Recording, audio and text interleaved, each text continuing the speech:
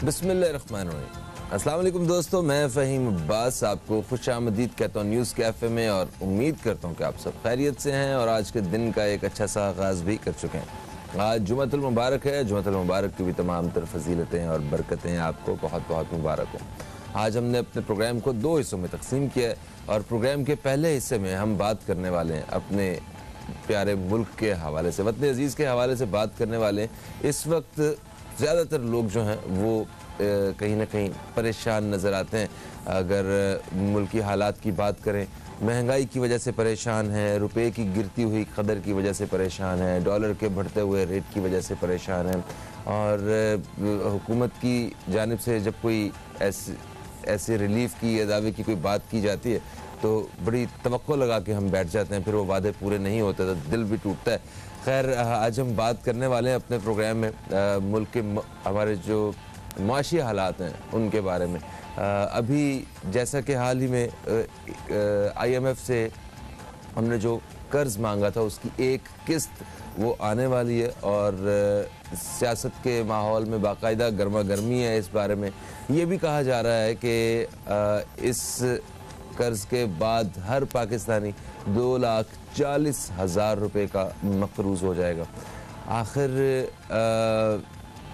इतना मकरूज़ हो जाने के बाद क्या क्या असरात पड़ेंगे हम लोगों पे, और क्या सिर्फ हम ही हैं पूरी दुनिया में जो इतना कर्ज़ा जिनके ऊपर है, या और भी ममालिक हैं, या जिन ममालिक पे कर्ज़े थे उन्होंने कैसे कर्ज़े उतारे हैं और इन कर्ज़ों से उन्होंने अपने आप को किस तरह संभाला है गिरती हुई मईशत को। इस हवाले से बात करेंगे। मेरे साथ स्टूडियो में एक्सपर्ट मौजूद हैं, जनाब बरकतुल्लाह लोन साहब। आपको खुशामदीद कहता हूँ। अस्सलाम वालेकुम, कैसे हैं आप? जी वालेकुम अस्सलाम।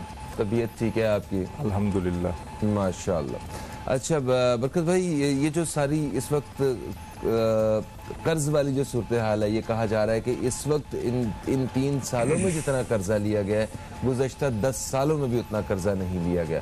तो इसका मतलब है कि हम बेहतरी के रास्ते पे चलने के लिए बिल्कुल तैयार हैं। अब तो हमारे पैसों वाले मसाइल भी हल हो गए हैं शायद।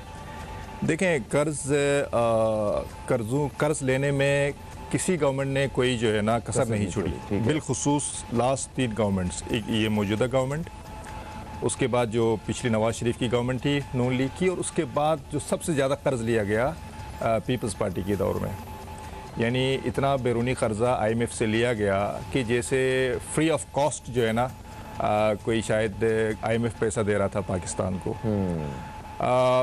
Just to brief in short, बिल्कुल ही ब्रीफ करने के लिए, ज़ियाउल हक के जब दौर हुकूमत था, 80s की बात है, उस वक्त पाकिस्तान की बैलेंस शीट में जो कर्ज़ था ऑलमोस्ट ज़ीरो था, ऑलमोस्ट। यस, पाकिस्तान बदकिस्मती से इस मुल्क में पाकिस्तान की जो जमहूरियत के नाम पे पाकिस्तान पीपल्स पार्टी की गवर्नमेंट बरसर इक़्तिदार आई 1988 में, वहाँ से मुल्क की मईशत की तबाही शुरू हो गई। जो एक्चुअल सही मानों में उन्होंने कर्ज़े लेना शुरू कर दिए। फिर नवाज शरीफ का दौर आया, उसके बाद परवेज़ मुशर्रफ ने, इर्रिस्पेक्टिव ऑफ द फैक्ट वो क्या अच्छा था बुरा था मैं उस पर नहीं जाता, लेकिन कम अज़ कम परवेज़ मुशर्रफ ने जो है कर्ज़े लेना स्टॉप कर दिया उस वक्त, और मुल्की मईशत को एक बहुत बड़ा सहारा मिल गया। मुशर्रफ के बाद दोबारा से जमहूरियत आई, और उस वक्त पीपल्स पार्टी के जो 5 साल थे 2008 से 2013 तक, इतने कर्ज़े लिए गए जितने पाकिस्तान की तारीख के जो पिछले 65 साल या 60 साल जो बनते थे उससे पहले, उसमें इतने कर्ज़े नहीं लिए गए थे पाकिस्तान पीपल्स पार्टी के दौर में। दूसरे ये जो आपका 2008 से 2013 तक, जी जरदारी साहब ने जो है ना बिल्कुल ही जो है बगैर किसी उसके इतने, मेरे ख्याल से कोई 56 अरब डॉलर कर्ज़े लिए थे, 56 अरब डॉलर उस ज़माने में। उसके बाद नवाज शरीफ आए, उम्मीद ये की जा रही थी कि मईशत को काफ़ी सहारा मिलेगा और कर्ज़े वापस होंगे, कर्ज़े कम होंगे, लेकिन बदकिस्मती से उस बेदर्दी से तो नहीं लिया गया, बट 70% मैं समझता हूँ, जो रफली मेरी कैलकुलेशन है, 70% जो पीपल्स पार्टी के 5 साल दौर में लिए गए थे, उतने कर्ज़े नवाज शरीफ ने भी मज़े से कर्ज़े लिए। ठीक है, अब आते हैं जनाब इस पाक साफ पाक दामन गवर्नमेंट पे। इस गवर्नमेंट ने, जो हमारे वज़ीर आज़म साहब है, ये अपनी जो जब ये इलेक्शन उसमें इक़्तिदार में आने से पहले कैंपेन में हमेशा ये कहते थे, जी कशकोल तोड़ूंगा मैं, IMF का कशकोल तोड़ूंगा, वर्ल्ड बैंक का कशकोल तोड़ूंगा, मैं इस मुल्क को जो है ना कर्ज़ों की एक मुसीबत से बाहर निकालूंगा। तो बड़ी उम्मीदें थी, ज़ाहिर है आवाम ने वोट भी इसी बिना पे दिया कि जी कर्ज़े नहीं होंगे मुल्क के। फिर इनकी एक बात ये भी थी कि FBR की जो टैक्स पोटेंशियल है कलेक्शन का, वो कोई 10 से 12 हज़ार अरब रुपए का सालाना टैक्स पोटेंशियल है, जो उस ज़माने में 2017, 18, 16 जो इनसे पहले PTI से पहले कोई 3,500, 4,000 की भी कलेक्शन नहीं होती थी। तो ये बड़ी उम्मीदें हम जो मैशत को समझते थे, जो नहीं भी समझते थे, उनको भी बड़ी उम्मीदें इनसे थी कि ये 10,000 अरब रुपये का पोटेंशियल इस इकनॉमी में है, जो कि 600-500 अरब डॉलर की इकॉनमी है। उसके अंदर 10,000 अरब रुपए की कलेक्शन अगर हो जाएगी तो बजट सरप्लस में आएगा और कर्जे भी वापस होंगे।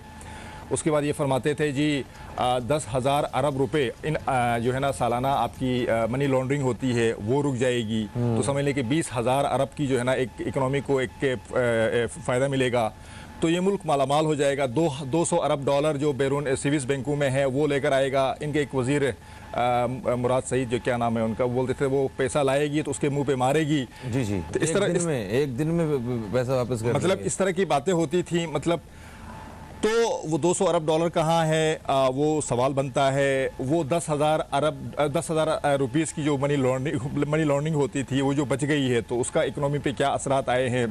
बरकत भाई, वो सारे आइडियाज़ इनके फ्लॉप हो गए हैं या आइडियाज़ थे ही नहीं? देखें फ़हीम भाई, ये इंतहाई पूरी, देखें माजरत के साथ, पूरी पाकिस्तान की 75 या 72, 73 साल जो भी तारीख़ है ना, बड़े बड़े करप्ट हुक्मरान आए, बड़े बड़े भुट्टो जो एक बड़े अच्छे सियासतदान थे, उन्होंने नेशनलाइजेशन करके 1974 में पाकिस्तान की मईशत का बेड़ा गर्क कर दिया।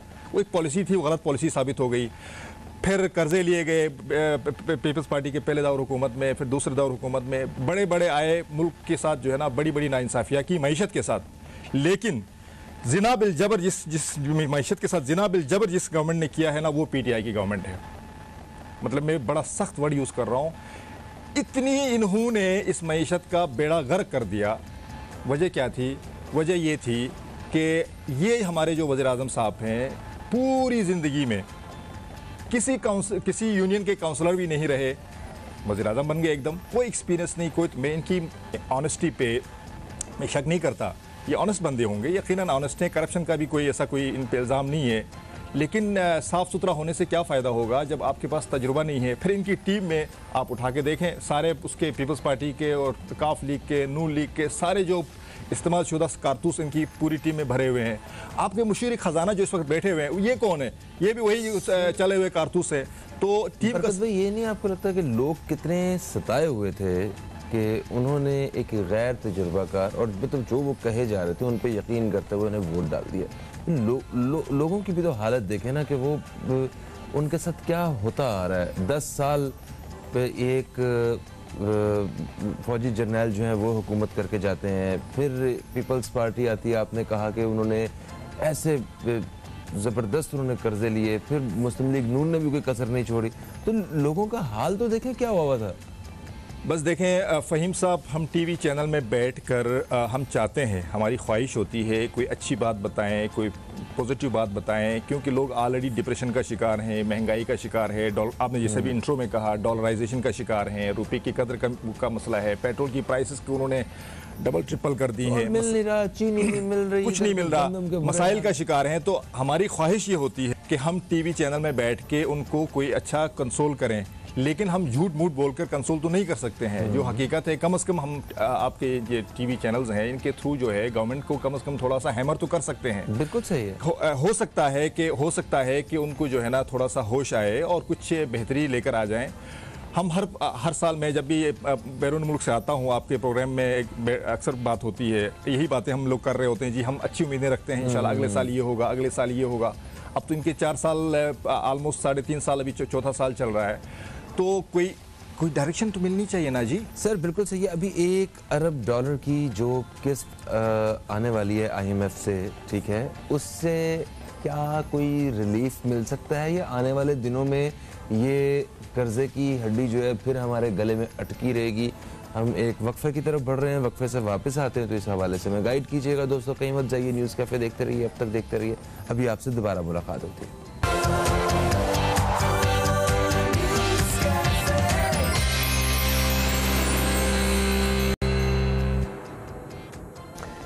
Welcome back. आप देख रहे हैं न्यूज़ कैफ़े। मैं हूं फ़हीम अब्बास। न्यूज़ कैफ़े में बरकतुल्लाह लोन साहब मौजूद हैं और जिनसे हम मुल्की कर्ज़ों के हवाले से बात कर रहे हैं। बरकत भाई, अभी वक्फे से पहले हम बात कर रहे थे कि ये $1 अरब की ये अभी IMF से जो हमें पहली ये वाली किस्त जो मिलनी है, तो इससे हमारे माशी जो मसाइल हैं उनके हल में कितनी मदद मिलती है, और महंगाई का भी इससे कोई ताल्लुक है इन कर्ज़ों से? नहीं, बिल्कुल इसका गहरा ताल्लुक है। इसको मैं थोड़ा सा बैकग्राउंड ब्रीफ करके आपको आवाम को समझा देता हूँ। ये इन्होंने कोई जनवरी 2019 में $6 अरब का एक पैकेज जो है, जो कि 39 महीनों में 39 मंथ्स में मुख्तलिफ किस्तों में पाकिस्तान आना था। ठीक है। ये साइन किया था IMF के साथ। उसी वज़ीर आज़म ने साइन किया था जो उससे पहले कहता था कि मैं IMF का कशकोल तोड़ दूंगा। ठीक है। और मेरे हिसाब से बहैसियत एक माशी उमूर को देखते हुए मैं ये समझता हूँ ये कर्ज़े लेने की गवर्नमेंट को ज़रूरत इसलिए नहीं थी क्योंकि उसी दौरान जब ये गवर्नमेंट में आए, फ़ौरन हमारे friendly countries specially Dubai, UAE, सऊदीया ने इनको बड़ा रिलीफ दिया था पेट्रोलियम की जो है ना डेफर्ड पेमेंट्स की मद में, और डायरेक्ट कोई $3 अरब के सऊदीया ने सपोर्ट भी किया था उस वक्त। ठीक है। तो मैं समझता हूं कि इनको उस वक्त जो है कोई $6 अरब का IMF के साथ पैकेज नहीं करना चाहिए था, जरूरत नहीं होनी चाहिए थी। और वैसे भी इनके दावे थे कि हम इतना टैक्स कलेक्शन करेंगे। नहीं कहीं इन्होंने किया था उन दिनों सब देखें, कोविड का इससे ज़्यादा कोई ताल्लुक नहीं था। इनको बेसिकली इनके अंदर कोई, इस गवर्नमेंट के अंदर वो पोटेंशली नहीं थी। ये बार बार FBR के चेयरमैन बदलते रहे, मिनिस्टर जो आपके वजीर ख़जाना बदलते रहे, कोई पता नहीं 4-5 वजीर ख़जाना तो आए हैं FBR के चेयरमैन।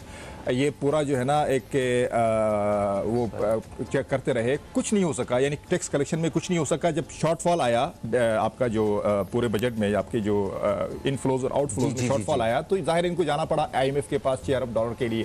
खैर, $6 अरब का साइन किया। उसके बाद IMF ने कुछ ज़ाहिर किस्तें रिलीज़ कर दी। आपको पता है कि जो भी लेंडर होता है, ख़ासतौर से IMF जैसा इदारा, वो मुंह खोल के या जो है ना हाथ खोल के वो नहीं देता है, आपको फंड नहीं देता है। उसकी शराइत होती है कि भाई आप ये करें, ये टैक्सेस बढ़ाएं, ये सेल टैक्स बढ़ाएं, ये आप इनकम टैक्स बढ़ाएं, ये ड्यूटीज़ बढ़ाएं। उसके बाद उन्होंने बहुत सारी शराइत रखी जिसकी वजह से गवर्नमेंट थोड़ी सी ऑलरेडी महंगाई में पिसी हुई थी पूरी आवाम, तो गवर्नमेंट ने थोड़ा सा बैक आउट करना शुरू कर दिया। तो इस वजह से उस पैक जो रिलीज़ होना था उन्होंने होल्ड कर दिया फॉर आई थिंक लास्ट जो आया था, ट्रेंची आई थी वो कोई मार्च 2020 में आई थी, तो समझ लें तकरीबन 1 साल वो होल्ड रहा। फिर ये मन्नतें तरले करते गए, उनके पास जाते गए। अब ज़ाहिर इनके पास फंड्स का तो इशू था। उसके बाद उन्होंने टफ़ शराइत रखी हैं। टफ़ शराइत में मैं आपको बता दूं, अब उन्होंने इस तरह की शराइत रखी हैं जिस मतलब एक शर्त ये रखी है कि कोई 7 अरब 750 अरब रुपये का एडिशनल टैक्स कलेक्शन का टारगेट दिया है। मुशीर ख़जाना साहब फरमाते हैं कि हमने, यानी इतना दुख होता है इनकी इन बातों से भी दुख होता है कि उन्होंने हमें 750 अरब का टारगेट दिया है, लेकिन हम इतना बोझ नहीं डालेंगे आवाम पर। हम सिर्फ 350 अरब रुपीज़ का जो हम बोझ डालेंगे, तो 350 अरब रुपीज़ का भी आप बोझ डालते हैं, जो कि अभी उन्होंने 17% टैक्स का कुछ प्रोडक्ट्स पे वो किया है, GST वगैरह है 17%, 15 से 17%, और भी बहुत सारी जो अभी टैक्सेस की इन्होंने मिनी बजट का प्लान बनाया है। पावर प्लांट्स, मशीनरी और LPG की गिरावट पे 17%। अब आप ये सोचें कि यानी पिसी हुई आवाम, महंगाई में पिसी हुई आवाम से आप ये कह रहे हो, मुशीर ख़जाना ये कह रहा है कि 750 अरब IMF ने हमसे हमसे मांगा है कि इतना कलेक्शन आप करें, हम 350 अरब करेंगे। ये बहुत बड़ी ज़्यादती है, बहुत बड़ी नाइंसाफ़ी है। मेरा सवाल है इस नाअहल हुकूमत से, इन नाअहल वज़ीरों से मेरा ये सवाल है, आप 10 से 12 हज़ार अरब रुपीज़ का जो कलेक्शन का दावा आपके जो मुर्शिद, आपके जो लीडर, नाअहल लीडर कहते थे, वो कहाँ है? वो 10,000 अरब रुपए की मनी लॉन्ड्रिंग कहाँ है जो आपने बचाई है? वो जो इनके एक वज़ीर फरमाते थे कि वे $200 अरब लाएगी और IMF के मुंह पे मारेगी, जो गुलाबी उर्दू बोलते हैं हमारे एक वज़ीर साहब, वो कहाँ है यार? क्यों मजाक किया कौम के साथ? क्यों इस 22 करोड़ आवाम के साथ जो है ना आप लोगों ने एक खिलवाड़ किया, मईशत के साथ खिलवाड़ किया? अच्छा, अभी ये जो $1 अरब की जो मदद मिलेगी, अभी इससे कोई फर्क पड़ेगा? मैं उस हवाले से पूछना चाहता हूं। फर्क पड़ेगा?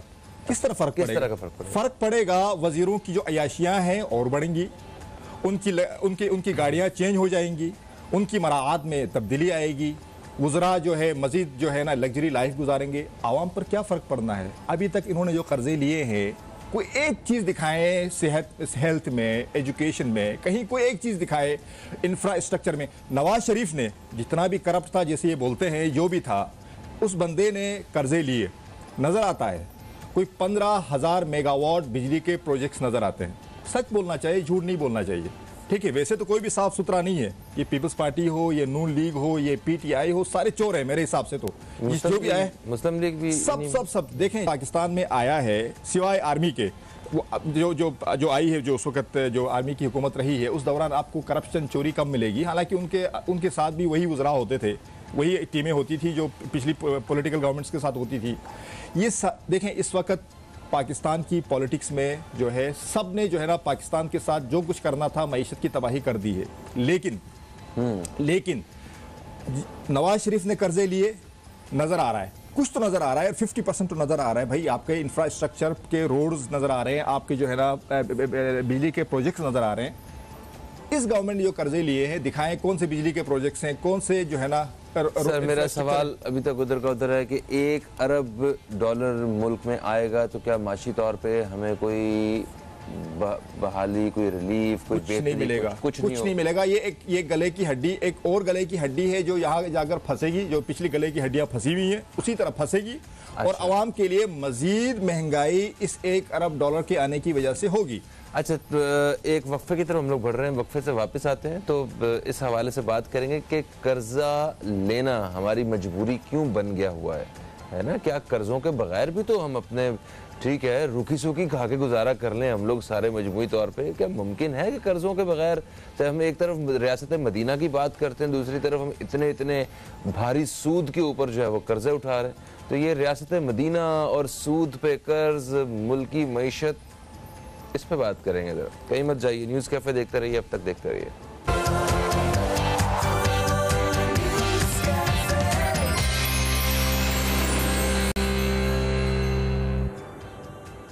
वेलकम बैक, आप देख रहे हैं न्यूज़ कैफे। मैं हूं फ़हीम अब्बास और न्यूज़ कैफे में मुल्की कर्जों के हवाले से हम बात कर रहे हैं जनाब बरकतुल्ला लोन साहब से। बरकत भाई, ये कर्जे इस वक्त हमारी मजबूरी थी या इन कर्ज़ों के बगैर गुजारा हो सकता था? अगर ये कर्ज़े आ रहे हैं तो इनका जो बेहतरीन प्लान वो क्या हो सकता है जिससे अवाम को इस महंगाई की हालत में कुछ थोड़ी सी एक सहूलत या इनको कोई थोड़ा सा रिलीफ मिल सके? रियासत मदीना का क्या सूद के साथ ही इस रियासत को चलना है? जो मदीने की रियासत बनाने की कोशिश कर रहे हैं, इसको क्या सूद से पाक भी रखा जा सकता है?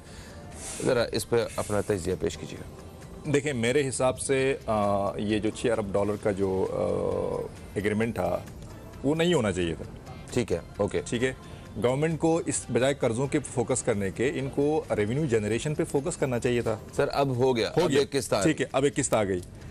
अब इस वक्त तो इनके पास कोई ऑप्शन ही नहीं है, इनके पास पैसा ही नहीं है। अब क्या करेंगे इन पैसों का? अब इन पैसों का होना ये चाहिए, देखें, जब ये कर्जा ले रहे हैं, एक अभी जो ट्रंची आ रही है $1 अरब की, इनको ऐसे प्रोजेक्ट्स पे लगाना चाहिए जहां से कुछ रेवेन्यू जनरेट हो। जैसे आपके इलेक्ट्रिसिटी के हैं, पावर के हैं, दूसरे जो हेल्थ पे है या उस पे एजुकेशन पे है, कुछ ऐसे सेक्टर्स पे करें, या तो डायरेक्ट वो रेवेन्यू जनरेट करें या इनडायरेक्ट रेवेन्यू जनरेट करें। फॉर एग्जांपल, हेल्थ पे आप अगर इन्वेस्ट करते हैं या एजुकेशन पे करते हैं तो जाहिर है उससे जो है ना, जो आपकी जो आवाम है, जो आपका निचला तबका है, वो ऊपर उठेगा और इकोनॉमी में कंट्रीब्यूट करेगा। वो एक इनडायरेक्ट कंट्रीब्यूशन है। एजुकेशन में तो अगर आज के इन्वेस्ट किया हुआ वो इनको कल को काम आएगा ही आएगा। डेफिनेटली। एग्रीकल्चर के बारे में क्या कहते हैं? एग्रीकल्चर के अंदर भी देखें, पाकिस्तान के अंदर कितनी एकड़ जो लैंड है, बड़ी ज़मीन जो है, कोई मुझे एग्जैक्ट फिगर याद नहीं है, वो बैरन है, बंजर है। ठीक है। यानी अगर गवर्नमेंट उसको फोकस करे, और दूसरी बात यह है कि हमारा जो लैंड का सिस्टम है ना,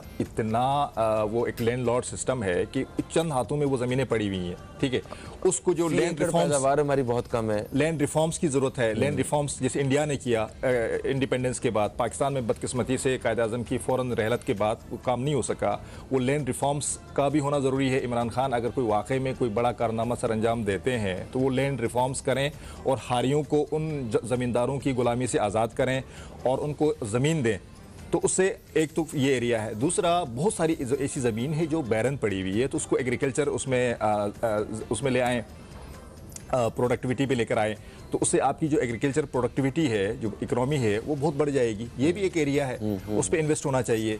तो देखें, पैसा लेकर पाकिस्तान ऐसा मुल्क है, दुनिया का बेशक दुनिया का छठा सबसे बड़ा मुल्क है, आबादी बहुत ज़्यादा है, लेकिन इस मुल्क के अंदर एग्रीकल्चर में, इंडस्ट्री में और ह्यूमन रिसोर्स में पोटेंशियल, यानी यहाँ का जो ह्यूमन रिसोर्स है वो बड़ा काबिल है, पढ़ा लिखा है, इतना पोटेंशियल है। अगर सही तरह से पैसा इन्वेस्ट किया जाए तो आईएमएफ को ये सारा कर्जा जो है अगले 10, 15, 20 सालों में वापस भी हो सकता है। ठीक है, क्या दुनिया में ऐसे ममालिक मौजूद हैं जिन्होंने इतना, जिनके ऊपर इतना कर्जा है, या कोई ऐसे ममालिक जिन्होंने कर्जे उतारे हैं, तो वो किस मॉडल के तहत उन्होंने कर्जे? देखिए फ़हीम साहब, टू बी वेरी ऑनेस्ट, जो मेरी थोड़ी बहुत स्टडी है दुनिया के मुल्कों के हवाले से, मईशत के हवाले से, दुनिया में कोई भी ऐसा मुल्क पाकिस्तान की तरह नहीं है जिसने इस अंदाज से और इतनी तेज़ी से और इतने क्वांटम से कर्जे लिए हैं आईएमएफ से। नो सिंगल कंट्री जो मेरी नॉलेज में नहीं है, to be very honest.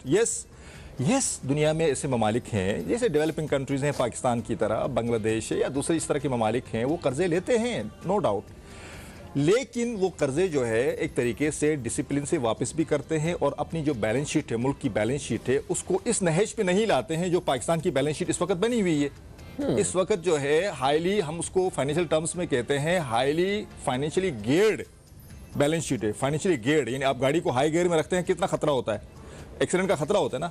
Same way आपकी पाकिस्तान की बैलेंस शीट इस वक्त हाईली फाइनेंशियली गियर्ड है, उसके ऊपर मजीद कर्जों पे कर्जे लेते जा रहे हैं, और आपकी ऑपरेशनल कॉस्ट, जो आपको फाइनेंशियल कॉस्ट जो आप रिटर्न करेंगे हर महीने या हर 3 महीने बाद वापस करते हैं, जो कि पूरे बजट का इस वक्त बदकिस्मती से 45% जो आपका पूरा बजट है पूरे मुल्क को चलाने का, उसका 45% जो है वो सिर्फ और सिर्फ जो है ना आपकी डेट फाइनेंसिंग उस पे होती है, डेट सर्विस पे होती है, जिसमें इंस्टॉलमेंट भी शामिल है और फाइनेंशियल कॉस्ट भी शामिल है।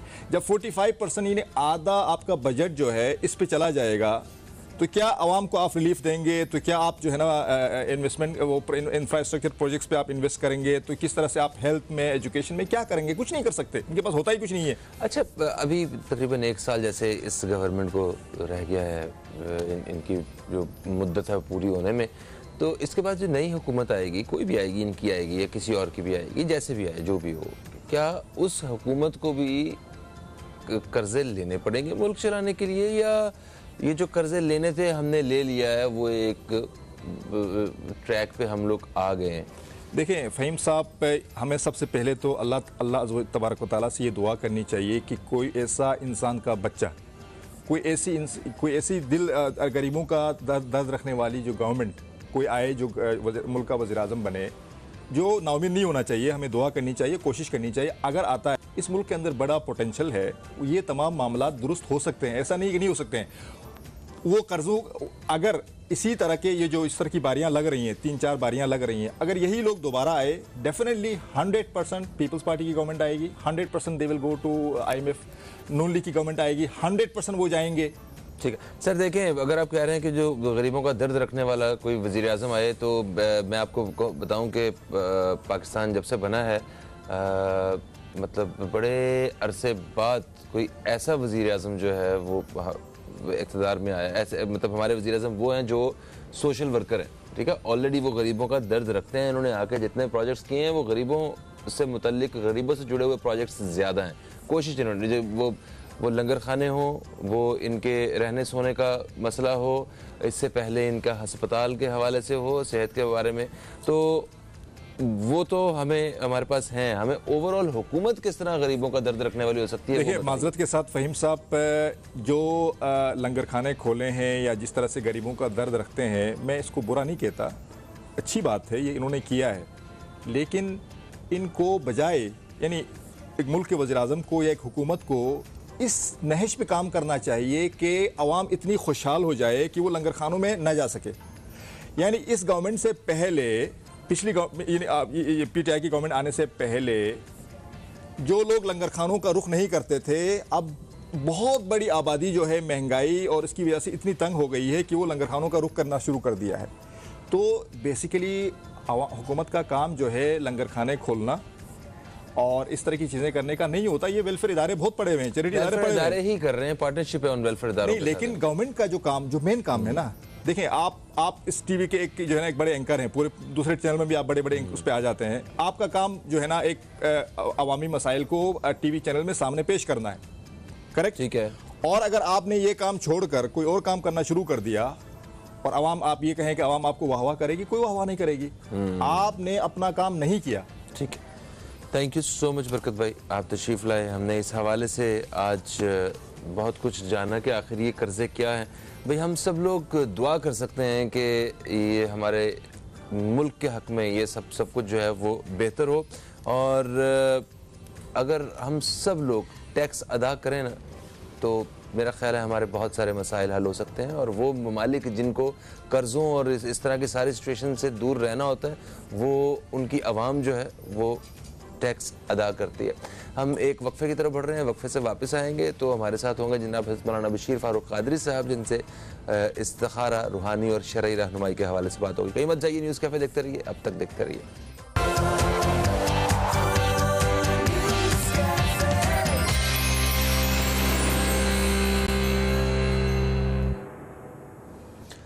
वेलकम बैक, आप देख रहे हैं न्यूज़ कैफ़े। मैं हूं फ़हीम अब्बास और जुमअतुल मुबारक के शो में हम आज दूसरे हिस्से में दाखिल हो गए, और जो न्यूज़ कैफ़े के नाजरीन हैं वो जानते हैं कि हफ्ते में 2 दिन जुमेरात और जुमे के रोज़ हमारे साथ स्टूडियो में मौजूद होते हैं जनाब हज़रत मौलाना बशीर फ़ारूक क़ादरी साहब।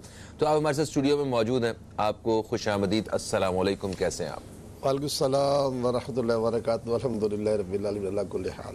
माशाअल्लाह, ज़बरदस्त। मैं दोस्तों को बताता चलूँ कि आपकी कॉल्स जो हैं वो हम अपने प्रोग्राम में शामिल करेंगे। आप ज़रिया कॉल अपने सवालात जो हैं वो प्रोग्राम में शामिल करवा सकते हैं। सवालों की नोयत वो इस्तिखारा से मुतल्लिक़ हो सकती है, रूहानी या शरई रहनुमाई से मुतल्लिक़ हो सकती है। और बशीर साहब से इस्तिखारा करवाने के लिए मैं जानता हूँ बहुत सारे हमारे कॉलर्स हैं जो इंतज़ार भी करते हैं। तो आपको ये जो नीली पट्टी में नंबर्स नज़र आ रहे हैं, आपको इन पे रब्ता करना है और अपना सवाल जो है वो बता देना है। अपना शहर का नाम, अपना मसला वो बताइएगा। इंशाल्लाह वक्फे में उस बारे में इस्तिखारे का जो भी उसका इशारा मिलेगा वो आपसे शेयर कर लिया जाएगा।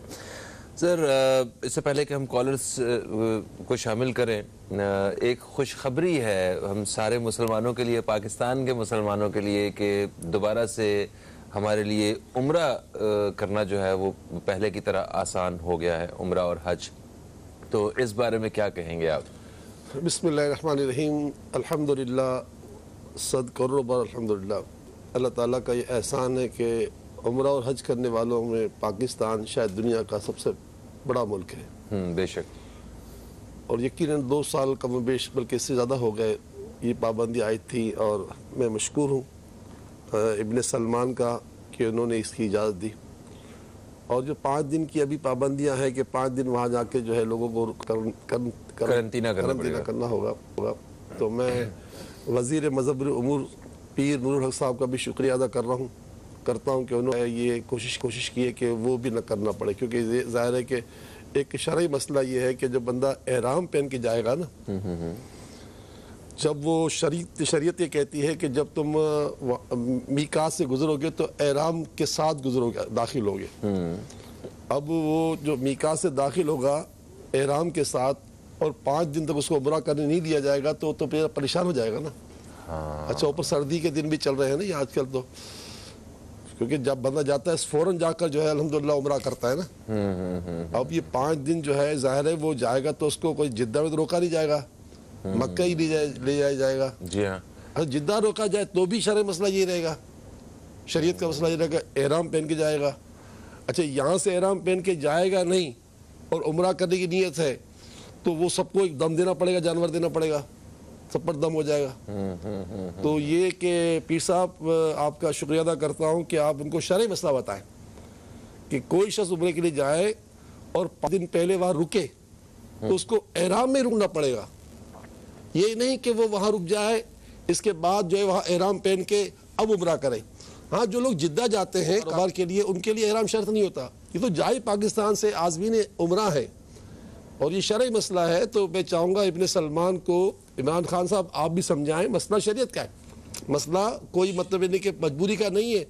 अगर ये नहीं पहन के जाते इमरान तो सब पर एकदम लगेगा।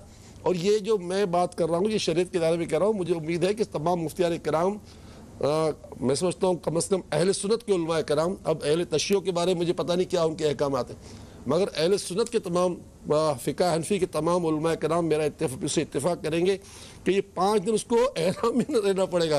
और एहराम में कैसे रहेगा 5 दिन? ठीक है, तो ये इसके ऊपर वाकई बैठना चाहिए और संजीदगी से काम होना चाहिए। आगे बढ़ते हैं। मुझे ये बताएं कि ईमानदारी से जब आपको पता चलता है कि हमारे मुल्क को कर्जे मिल रहे हैं किसी जगह से, तो कैसा लगता है आपको? कर्जे मिल रहे हैं? हाँ ना, कर्ज ले रहे हैं हम लोग, कर्जों में डूबते जा रहे हैं। 2,40,000 रुपया हर पाकिस्तानी पे जो है ना वो भी कर्ज हो जाएगा। वो मैंने जो है ना साकिब साहब से कहा था, पिछले चीफ जस्टिस से, हाँ। जब मैं इनके पास गया था सुप्रीम कोर्ट में 1,30,00,000 का चेक देने के लिए गया था। पाकिस्तान का पहला पाकिस्तानी था जिसने मतलब सबसे पहले इतना बड़ा चेक दिया था इनको, समझिए। उस वक्त इनके बैलेंस में 1,21,00,000 रुपए थे सुप्रीम कोर्ट बैलेंस से। अच्छा। मैंने माशाल्लाह सैलानी वेलफेयर की तरफ से 1,30,00,000 रुपए पेश किए थे। तो उस वक्त भी ये बातें चल रही थी। असल में देखिए बहुत बड़ी बदकिस्मती है कि हमारे बड़े जो है ना बैठ कर तफक्कुर नहीं करते। अब इमरान खान साहब वहाँ तफक्कुर कर रहे होंगे, चीफ जस्टिस साहब वहाँ कर रहे होंगे, चीफ ऑफ आर्मी स्टाफ वहाँ कर रहे होंगे। भाई बैठ जाओ ना।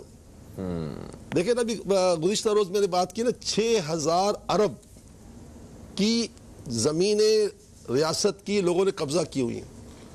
भाई इदारे तुम्हारे पास है, जिन्होंने कब्जा किए उनसे पैसे ले लो। तुम पर अगर 35,000 अरब से ज्यादा का कर्ज चढ़ चुका है तो भाई 6,000 तो उठा के दे दो भाई।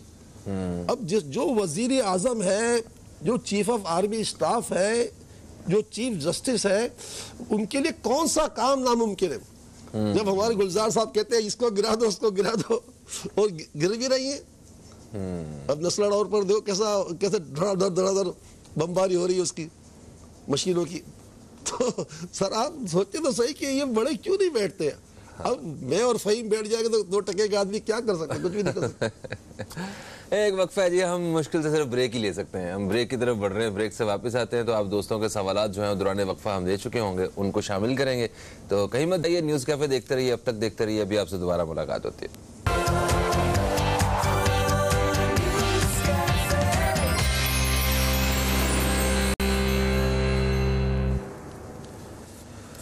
एक वक्फे के बाद आपको फिर से खुशामदीद। आप देख रहे हैं न्यूज़ कैफ़े, मैं हूं फ़हीम अब्बास। न्यूज़ कैफ़े में मौजूद हैं जनाब हज़रत मौलाना बशीर फ़ारूक क़ादरी साहब। आप दोस्तों के सवालात दौरान वक्फा हम तक पहुंच चुके हैं, आइए इन्हें प्रोग्राम में शामिल करते हैं। सबसे पहले हमें निमरा साहिबा ने कॉल किया है। इन्होंने अपना शहर जो है वो हमें नहीं बताया, मगर इन्होंने कहा इनकी उम्र है 22 साल। ये गुर्दों के आर्जे में मुब्तला हैं और इनकी वालिदा इनको अपना गुर्दा अतिया करना चाहती हैं। इन्होंने कहा है कि सबसे पहले तो मेरे लिए दुआ कीजिए और फिर इस्तिखारा करके बताइए कि क्या वालिदा का गुर्दा जो है वो अतिया करना उसकी इजाज़त आ रही है। जी निमरा बेटा, अल्लाह से दुआ है कि अल्लाह को शिफा अता फरमाए। 22 साल की उम्र बहुत छोटी होती है और इसमें ट्रांसप्लांट एक बहुत दुख की बात है। एक और बच्ची भी है 17 साल की, फर्स्ट ईयर में पढ़ती है, उसका मेरे पास दुआ का पर्चा आया था अमीर रमज़ान मस्जिद में, अल्लाह उसको शिफा अता फरमाए। आमीन सुमा आमीन। ठीक है बेटा निमरा, आपकी अम्मी का गुर्दा आप ले सकती हैं और इसकी इजाज़त भी है इसमें क्या कहते हैं इस्तिखारे में, शरीयत में भी इसकी इजाज़त आती है। बस ये कि दोनों मियाँ माँ बेटियाँ हर नमाज के बाद 111 मरतबा पढ़ लिया करें, बिस्मिल्लाहिर्रहमानिर्रहीम या सलामो, बिस्मिल्लाहिर्रहमानिर्रहीम या सलामो, बिस्मिल्लाहिर्रहमानिर्रहीम या सलामो। बिल्कुल ठीक हो गया। इनके बाद हमें इसरार अहमद साहब रब्ता करते हैं कराची से और कहते हैं कि मौलाना साहब ने जुमा के हवाले से जो दरूद बताया है वो दोहरा दें। मैंने इसरार साहब दुरूद पाक जो है उसके फ़ज़ाइल बताए हैं। हदीस पाक में है कि यौमुल जुमा जो शख्स 100 मरतबा दुरूद पाक पढ़ता है अल्लाह ताला उसकी 100 हाजतें पूरी फरमाता है, 70 आखिरत की 30 दुनिया की। दूसरे हदीस पाक है कि जो शख्स जुमे के दिन 100 मरतबा दुरूद पाक पढ़ता है, हदीस का खुलासा है, वो क़यामत के रोज़ जब आएगा तो इतना बड़ा नूर लेकर आएगा कि पूरे अहले मैशर को बांट देगा, तब भी वो काफ़ी हो जाएगा। तीसरे हदीस पाक है कि जो शख्स जुम्मतुल मुबारक के दिन 80 मरतबा दुरूद पाक पढ़ता है अल्लाह ताला उसके 80 साल के गुनाह माफ़ कर देता, नहीं गुनाह सगीरा माफ़ कर देता है। तो हम ये बात कहते हैं कि आप लोग 5 तस्बीह दुरूद शरीफ की रोज़ाना पढ़ी लिया करें। दुरूद शरीफ के सीगे तो बहुत सारे हम सबसे आसान सीगे बताते हैं, सल्लल्लाहु अलैहि व आलिहि वसल्लम, सल्लल्लाहु अलैहि व आलिहि वसल्लम सल्लल्लाहु अलैहि व आलिहि वसल्लम। इस हदीस पाक के मुताबिक कि जो शख्स दिन में 500 मरतबा दुरूद पाक पढ़ता है वो कभी मोहताज नहीं होगा, एक पानी गिलास का भी मोहताज नहीं होगा इंशाअल्लाह। बिल्कुल ठीक है।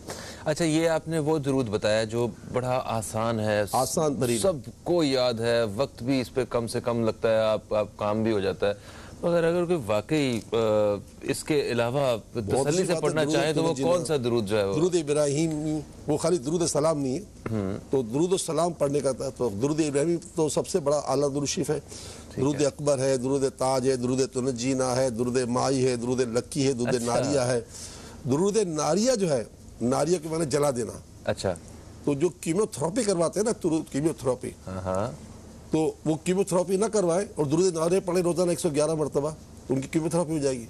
अच्छा, इतना कैंसर के तोड़ का सबसे बड़ा इलाज दुरूद नारिया है। नेक्स्ट प्रोग्राम में हम उसे भी शेयर करेंगे प्रोग्राम में। जी जी, उसको मैं चाहूँगा अपने सैलानी को वो जो आपको बना के दे स्क्रीन पर, तो फिर आप चला भी दीजिएगा। बिल्कुल सही है। दुरूद नारिया के माने जला देना, और कीमोथेरेपी जलाती है ना। जी जी जी। तो ये 111 मरतबा अगर कैंसर का मरीज पड़े ना तो उसका कैंसर जला देगा इंशाअल्लाह। सुभान अल्लाह। अच्छा जी, आगे बढ़ते हैं। हमें सना साहिबा ने रब्ता किया इस्लामाबाद से। इन्होंने कहा कि मेरी तबीयत ख़राब रहती है, मेरा दिल घबराता है, डॉक्टर्स कहते हैं कि मुझे डिप्रेशन है, तो मेरे लिए इस्तिखारा करें और मुझे बताएं कि कोई नज़र बद वगैरह तो नहीं है। देखिए, वो चीज़ें तो नहीं है, लेकिन बेटा याद रखना, दो इंसान को रिक्वायरमेंट होती है, दो ग़िज़ाएँ, एक मादी और एक रूहानी। मादी ग़िज़ा तो ये कि 3 टाइम आप खाना खा रहे हैं, और रूहानी ग़िज़ा है कि अल्लाह ताला की किताब कुरान पाक की तिलावत, नमाज़ों की पाबंदी और ज़िक्र खुदावंदी। अला बिज़िक्रिल्लाहि तत्मइन्नुल क़ुलूब, जो बंदा मेरा जिक्र करता है मैं उसके दिल को सुकून अता फरमा देता हूँ।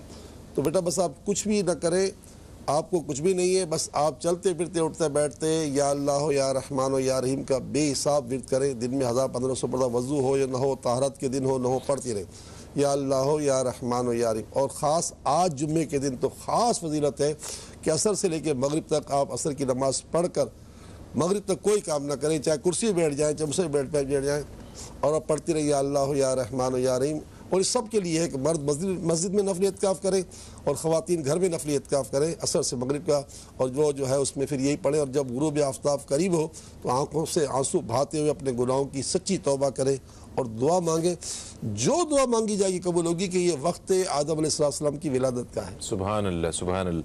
तो भी जब अपने लिए आप दुआएं मांगेंगे ना, तो हमें भी अपनी दुआओं में ज़रूर शामिल रखिएगा। कुरतुल्लैन साहिबा ने कराची से हमें रब्ता किया, कहती हैं कि 4 दिन से बीमार हैं और अभी डेंगू डायग्नोज हो गया, तो कुछ पढ़ने के लिए बता दें और दुआ कीजिए। या मोहयी, या मोहयू ना, मीम हा ये पे जज़म है, या मोहयी या मोहयी या मोहयी, ए जिंदा करने वाला। ये नमाज के बाद किस वक़्त पढ़ लें, या मोहयी या मोही। हाँ, ये मोहियुद्दीन जो होता है वो वाला मोही है ना। मोहियुल क़य्यूम साथ साथ, हय्युल क़य्यूम नहीं है, मोहयी। अच्छा, वो हय्युल क़य्यूम है, सॉरी। तो ये किस मतलब पढ़ लें। और आप कराची से रब्ता किए हुए हैं, मैं आपको इंशाअल्लाह ताला इलाज दे सकता हूँ। आप अपने घर के किसी मर्द को भेज दें। 24 घंटा सीलानी का दफ्तर खुला होता है, 24 घंटे 1 सेकंड बंद नहीं होता। मेरी मौजूदगी दिन में होती है, लेकिन रात में भी हर एक को इलाज दिया जा सकता है, तो वो घबराने की बात नहीं। बिल्कुल ठीक है। एक वक्फा आ गया दोस्तों, वक्फे से वापस आएंगे तो आपके सवालात हमारे पास अभी मौजूद हैं, और दौरान वक्फा हम और भी सवालात जो हैं वो शामिल करेंगे। एक वक्फे के बाद आपसे मुलाकात हो रही, कहीं मत जाइए, न्यूज़ कैफ़े देखते रहिए, अब तक देखते रहिए।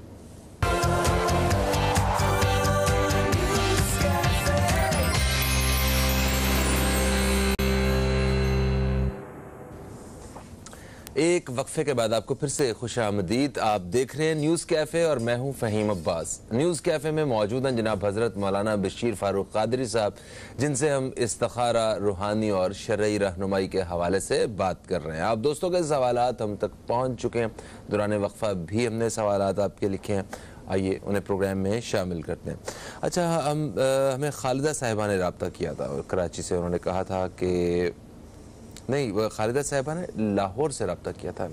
इन्होंने कहा कि इनके माली हालात जो हैं वो अच्छे नहीं हैं और ये एक वक्त का खाना खा रहे हैं, सैलानी लाहौर से मदद चाहते हैं, तो गाइड करें। जिसमें कोई मसला नहीं है। हमारे तो जॉब रोटी बैंक बने हुए होते हैं, लाहौर में भी रोटी बैंक बना हुआ है, वहाँ एक फॉर्म भरा जाता है और उसके बाद फिर उसको खाना दे दिया जाता है 2 टाइम, दोपहर का और रात का।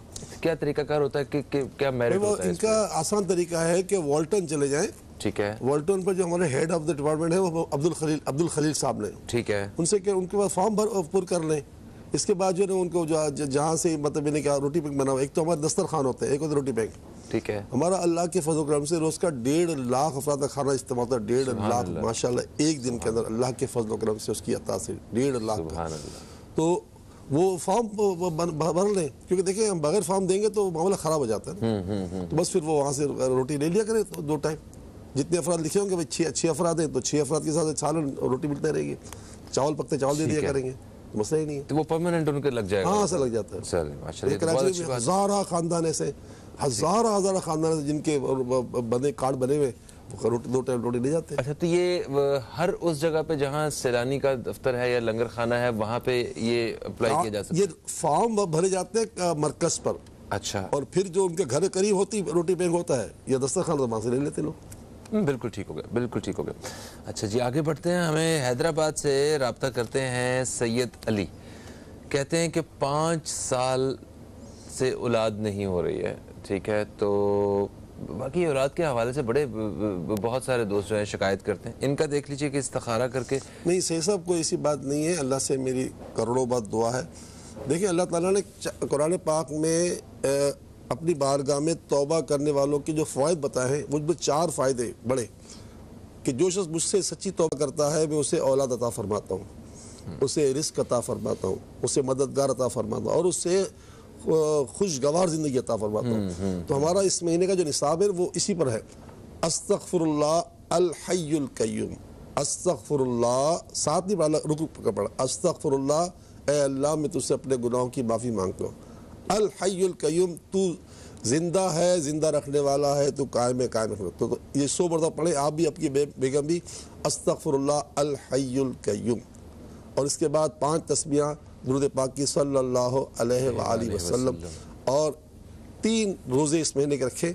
और चूँकि आज जुमे का दिन है तो असर से मगरिब आप नफली एतकाफ़ करें मस्जिद में, आपकी बेगम घर में करें, और पूरे एतकाफ़ के अंदर या अल्लाह या रहमान या रहीम पढ़ते रहें, और आखिर में अल्लाह से तौबा करके दुआएं मांगे, अल्लाह बेड़ा पार कर देगा। रुका और कुछ भी नहीं।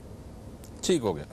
अच्छा जी, फिर हमें रब्ता करते हैं एक साहब कराची से, उनका हम नाम नहीं ले रहे, और उन्होंने अपना नाम और एक खातून का नाम बताया कि इस्तिखारा करके बताइए कि हमारी क्या शादी हो सकती है। और जो खातून हैं जिनसे शादी करना चाहते हैं उनकी वालिदा नहीं मान रही हैं। देखिए हो सकना ना हो सकना ये तो है ना, उस पर है, अल्लाह ताला को पता है कि क्या होगा। पर इस्तिखारा भी इजाज़त नहीं रिश्ते की। अच्छा, नहीं आ रही इजाज़त, ठीक है, ओके। तो हमें रहीम यार ख़ान से एक और खातून है, इन्होंने रब्ता किया, इनका हम नाम शामिल नहीं कर रहे। इन्होंने कहा कि इनकी उम्र गुजरती जा रही है और रिश्ता नहीं आ रहा है।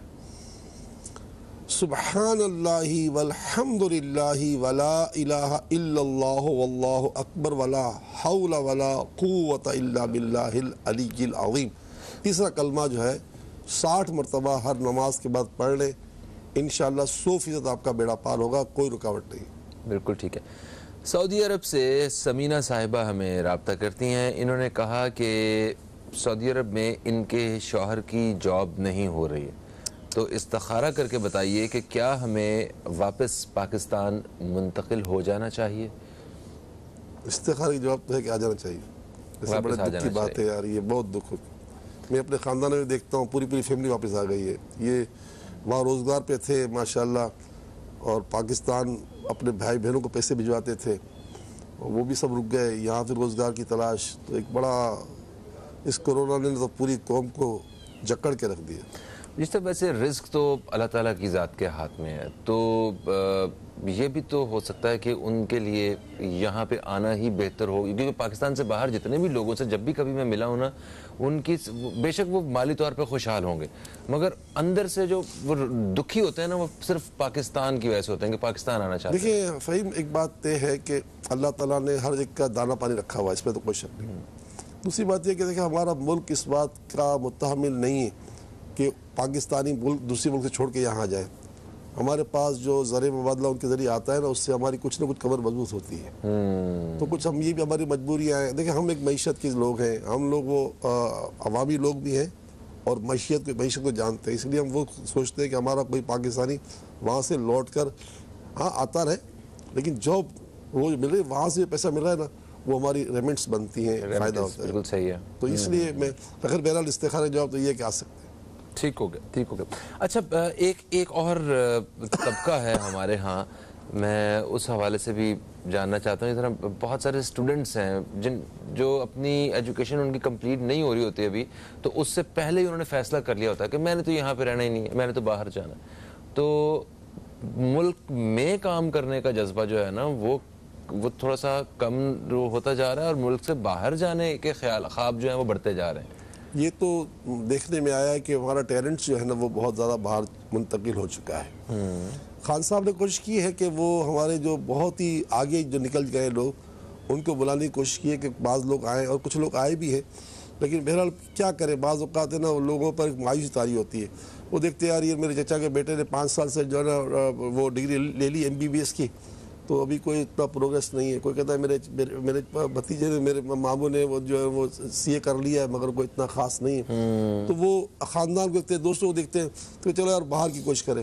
खैर हमारे लिए तो ये बुरा नहीं है। मैं तो इसको बुरा इसलिए नहीं कहूँगा कि यार हमारे मुल्क से, अगर हमारे मुल्क में अगर उनके लिए जॉब नहीं ना, तो वो बाहर जाएँ, ताकि यार कम से कम जॉब करें, फिर अपने घर वालों को पैसे भेजें, उनका सहारा बन सके।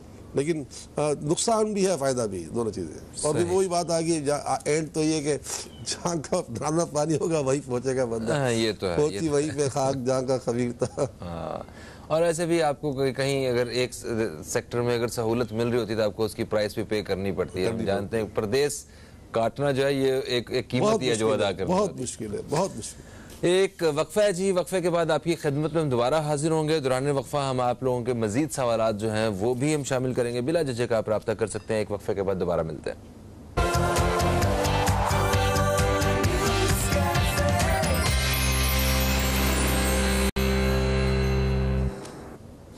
एक वक्फे के बाद फिर से खुशामदीद। आप देख रहे हैं न्यूज़ कैफ़े, मैं हूं फ़हीम अब्बास। न्यूज़ कैफ़े में मौजूद हैं जनाब हज़रत मौलाना बशीर फ़ारूक क़ादरी साहब। आप सैलानी वेलफेयर इंटरनेशनल ट्रस्ट के चेयरमैन हैं और इसके साथ साथ एक पसंद किए जाने वाले काबिल इस्लामिक स्कॉलर भी हैं। तो बशीर साहब, दौरान वक्फा जो मज़ीद सवालात आए हैं उनमें सबसे पहले मैं शामिल करूँगा आरिफ साहब का एक सवाल। पेशावर से इन्होंने रब्ता किया। इन्होंने एक खातून का नाम बताया। इन्होंने कहा कि इनसे रिश्ता होने जा रहा है, इस्तिखारा करके बताइए कि क्या जवाब आता है। जी क्या नाम बताया आपने? आरिफ। जी जनाब आला, इस्तिखारे में इसकी इजाज़त आ रही है, बिल्कुल ठीक बाकी आप छान बटक कर लीजिए। बिल्कुल सही हो गया जी। अच्छा, इनके बाद हमें रब्ता किया लाहौर से आयशा साहिबा ने। इन्होंने कहा कि शौहर की जॉब नहीं है और जॉब ना होने की वजह से घर का माहौल भी ख़राब है। और ये बड़ी बुनियादी सी बात है कि जब माशी तौर पे ख़राब होते हैं तो घर के माहौल ख़राब होते हैं। ये रीढ़ की हड्डी है सर, मईशत जो है रीढ़ की हड्डी है। और ये अगर खुदा न खास्ता फिर ख़वातीन को मेरे आका ख़ुद फरमाते हैं, हुज़ूर के अल्फाज हैं कि औरत को सारी ज़िंदगी तुम देते रहो, मगर कभी तुमने इसकी ख्वाहिश पूरी नहीं की तो कहेगा तुमसे मुझे आज तक कोई खैर ही नहीं मिली। ये अल्फाज हुज़ूर के हैं, यानी बीवी को तुम सारी ज़िंदगी नवाजते रहो, और जब कुछ उसको अगर किसी वक्त आपने उसकी ख्वाहिश पूरी नहीं की तो उसके अल्फाज ये होंगे कि तुमसे तो मुझे कोई खैर नहीं मिली। तक कोई कभी मुझे नहीं लेके दिया कुछ आपने। तो सुने जुमले लग रहे हैं। कोई शक नहीं है कि मर्द तो बेचारा बहुत अपने जूते घिस रहा होता है, यहाँ जा रहा वजह। बहन दोनों का मामला अच्छा हो, अल्लाह करे। बस सुबह अज़ान फ़जर सुनते ही एक तस्बीह पढ़ लिया करें, सुब्हानल्लाहि व बिहम्दिही सुब्हानल्लाहिल अज़ीम अस्तग़फिरुल्लाह। सुब्हानल्लाहि व बिहम्दिही सुब्हानल्लाहिल अज़ीम अस्तग़फिरुल्लाह सुब्हानल्लाहि व बिहम्दिही सुब्हानल्लाहिल अज़ीम अस्तग़फिरुल्लाह। ये नमाज के बाद का वजीफ़ा नहीं है, ये अज़ान के बाद का वजीफ़ा है, फजर की अज़ान। इसके पढ़ने के बाद सहाबी रसूल कहते हैं मेरे पास इतना आ गया था कि मेरा घर में रखने की जगह बाकी नहीं बची। सुभान अल्लाह, सुभान अल्लाह। तो ये कितनी दफ़ा पढ़ना है अज़ान? एक तस्बीह 100 बार रोज़ाना अज़ान फजर के बाद। अच्छा, अगर कभी मिस हो जाती है ये तो नमाज में पढ़ ले, नमाज के बाद पढ़ लें, मगर बेहतर है कि अज़ान के बाद। बिल्कुल ठीक। ओके, इनके बाद साजिदा साहिबा ने हमें कराची से रब्ता किया है। इनका एक मसला है, ये कुछ शरई एतबार से जानना चाह रहे हैं। इन्होंने अपने शौहर से खुला ले लिया था, ठीक है, और अब इनकी एक औलाद भी है। शौहर जो है वो ख़र्चा नहीं दे रहे हैं, तो ये ख़र्चा देना नान नफ़का जो है ये ज़रा इस हवाले से देखिए मसला ये कि खुला की दो बात पर आते। पहली बात तो ये कि खुला, अब खुला में दो बातें होती हैं। एक तो ये कि वो बंदा जाता ही नहीं है शौहर जवाब देने के लिए, तो अदालत खुद ही खुला दे देती है। ये डिग्री जो है ना मुफ्ती कराम के नज़दीक कोई औकात नहीं रखती। अच्छा, ठीक है, यानी वो औरत उसी की बीवी है। अच्छा, और खुला तो वैसे भी एक निकाह होता है, एक ही होती, कल तलाक बायना, बाद में बगैर हलाल के उसका तो निकाह हो सकता है, दोबारा हो सकता है ना। हाँ। खुला एक होता है, एक तलाक बायना कहलाती। तो मेरा नहीं कि आमतौर पर तो ये कि जो शौहर जाते नहीं है ना अदालतों में, तीन पेशियों में नहीं गए तो डिग्री मिल जाती है लड़की को, तुम्हारा खुला हो गया, अगरचे वो उसी की बीवी है, किसी की बीवी नहीं हो सकती। अच्छा, शरई एतबार से वो उसकी बीवी उसी की बीवी है, ठीक है, चलो ठीक है। अगर आप इनकी पता नहीं क्या कैफियत होगी। एक तो बात यह कि यहाँ तक तो बात जो है ना बहुत ज़्यादा ख़वातीन ने गड़बड़ बचाई है। सब हर एक बुरी ने, बहुत सी ख़वातीन ने इसका खुला ले लिया है और लड़का गया ही नहीं। अच्छा, और खुला की शरई है कि अगर वो कुछ ऐसी बातें सबको नहीं बता सकता मैं यहाँ पर, तो उस सूरत में फिर खुला लेने का हक काजी को हासिल होता है कि लड़का आए ना वो खुद दे सकता है, ठीक है। लेकिन यहाँ ऐसे मामला नहीं है, यहाँ बहुत से। दूसरी बात यह कि 7 साल तक जो है ना बच्चा माँ के पास रहेगा, ठीक है, तो बच्चा तो शौहर का ही है। अच्छा। लड़का तो शौहर का है, लड़का है लड़की शौहर का ही है। माँ उसको 7 साल पालेगी तो लाजमी उसको खर्चा देना पड़ेगा माँ को। उसको जो है इद्दत के दौरान बीवी को खर्चा देना पड़ेगा, जो 3 हैज होते हैं इद्दत के, ठीक है। तो उसमें तो ये कि अब इसमें दोनों सूरतें हैं कि ये चीज़ें असल में कि यहाँ टीवी पे बयान करने में क्या होगा, सवाल कर दिया ना, अब सवाल जवाब नहीं हो रहे। काजी क्या होता है, जैसे हमारे सैलानी में काजी फर्स्ट फ्लोर पर हमारे काजी का दफ्तर बना हुआ जिसको कहते हैं दारुल इफ्ता, जिसको हम पहले कहते थे काजी खाना था, अब उसको दारुल इफ्ता कहते हैं। वहाँ आती है खवातीन तो आकर सवाल जवाब होते हैं, लड़का आते सवाल जवाब होते हैं। तो बर मुख्तसर कहने का ये है कि 7 साल तक तो माँ पालेगी बच्चे को, लेकिन शौहर का ही बच्चा रहेगा। ये नहीं हो सकता कि 7 साल के बाद वो ले जाएगा तो ताल्लुकात नहीं, माँ के पास भी रहेगा, बाप के पास रहेगा। मतलब ये नहीं कि अब रिहाइश बाप के पास हो जाएगी इसकी। अच्छा, ठीक है, लेकिन वो माँ के पास आएगा, चाहे 10 दिन रहे, चाहे वहाँ 10 दिन रहे, मोहब्बत से सारा निज़ाम चलता रहेगा। ये नहीं शक्ल ही नहीं देखा सकते। तो अगर वो माँ के पास रखना चाहें शौहर जो है, तो वो बच्चे का जो खर्चा जो है वो बाप को उठाना पड़ेगा, राइट? वो तो 7 साल तो वैसे ही देना पड़ेगा, तो वैसे भी देना पड़ेगा, वो लाजमी देना पड़ेगा, ठीक है। वो तो लाजमी, ये उस पर नान नफका लाजमी है इसका बच्चे का ना 7 साल तक। तो अगर कोई मर्द ये नहीं अदा करता है तो वो शरई तौर पे कितने, वो मुजरिम तो है, लेकिन बाप तो रहेगा, बाप तो ऑफ कोर्स रहेगा, वो तो हक तो 7 साल का बाद उसका रहेगा। मगर ये हमारे पास ये जो चरखियाँ है ना अदालतों की, ये बड़ी मुश्किल हो जाती है। Thank you so much Bashir साहब, आप तशरीफ लाए। और सवाल नहीं कोई? नहीं, वो वक्त भी खत्म हो गया, पता भी नहीं चला आज। तो दोस्तों यकीनन आपको प्रोग्राम पसंद है, कहते हैं दारुल इफ्ता चली जाए, ठीक है, सैलानी आ जाए, दारुल इफ्ता चली जाए, कहीं भी चले जाए, किसी वक्त फिक्र में चले जाए, जवाब ये मिलेगा। अच्छा, वक्त हमारे पास बहुत कम है, आपसे इजाज़त लेते हैं। जाते जाते जो है वो चंद जुमले दुआया होने चाहिए। मैं चाहूँगा कि आप भी सब हमारे साथ हाथ उठाएं दुआ के लिए। फ़हीम अब्बास को, न्यूज़ कैफ़े की टीम को दें इजाज़त। आपसे फिर मुलाकात होगी, तब तक के लिए खुदा हाफ़िज़। पाकिस्तान जिंदाबाद। बिस्मिल्लाहिर्रहमानिर्रहीम, अल्हम्दुलिल्लाहि रब्बिल आलमीन, वस्सलातु वस्सलामु अला सय्यिदिल अंबिया वल मुरसलीन। या अल्लाह या रहमान या रहीम, हमारे माँ बाप की पूरी उम्मत की मग़फ़िरत फरमा और हमारी मईशत को अच्छा कर दे, खुशहाली अता फरमा दे, बीमारों की बीमारी दूर कर दे, बेरिश्तों को रिश्ते दे दे, बे औलादों को औलाद दे दे, बेघरों को घर दे दे। और अल्लाह रहमान रहीम हम सब मुसलमानों की तमाम जायज़ हाजतें पूरी फरमा। आमीन आमीन आमीन या रब्बल आलमीन। व सल्लल्लाहु तआला अला खैर खल्क़िही मुहम्मद व अला आलिहि व अस्हाबिही अजमईन बिरहमतिका या अरहमर राहिमीन।